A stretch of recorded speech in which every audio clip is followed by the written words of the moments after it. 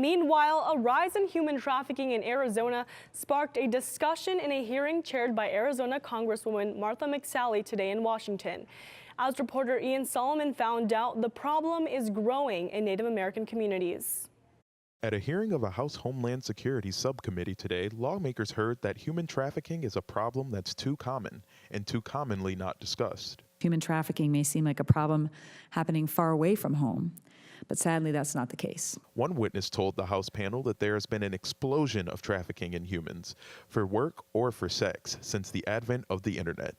Data released earlier this year by the National Human Trafficking Hotline showed that Arizona had a 200% increase in human trafficking cases between 2012 and 2017. And while this puts all citizens in danger, certain populations are at a higher risk. Michelle Demert is Chief Justice for the Central Council of the Tlingit and Haida Indian tribes. She testified that Native Americans and those living on reservations are particularly vulnerable to traffickers. A disproportionate number of women or girls in child welfare proceedings who often end up in trafficking situations.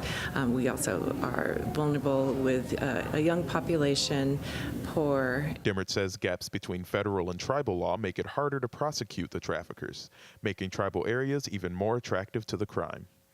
Witnesses told the panel that they are making progress, but that more needs to be done, and that includes working to increase visibility about the crime, a plan McSally echoed. Because human trafficking is happening right here in our backyards, and the victims of the tragic crimes are often hidden in plain sight. In Washington, D.C., Ian Solomon, Cronkite News.